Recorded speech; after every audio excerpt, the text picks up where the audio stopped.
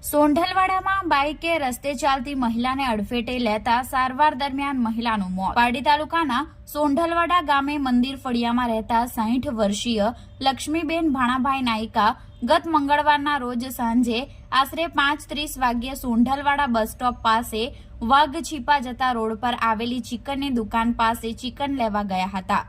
ત્યારે એક Honda unicorn bike number GJ15DJ9917 ના ચાલકે મહિલાને અડફેટે લીધા હતા અને બાઇક ચાલક અકસ્માત સર્જી ફરાર થઈ ગયો હતો।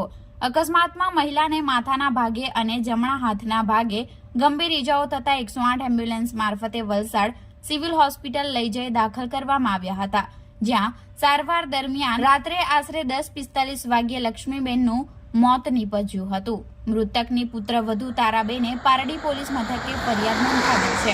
ઘટના સ્થળે હાજર કેટલાક લોકોએ અકસ્માત સર્જનાર વાહનના ફોટા પાડ્યા હતા, જેના કારણે બાઇકની ઓળખ થઈ છે। પોલીસે વાહન માલિકની શોધખોળ શરૂ કરી છે અને આ મામલે વધુ તપાસ હાથ ધરી છે।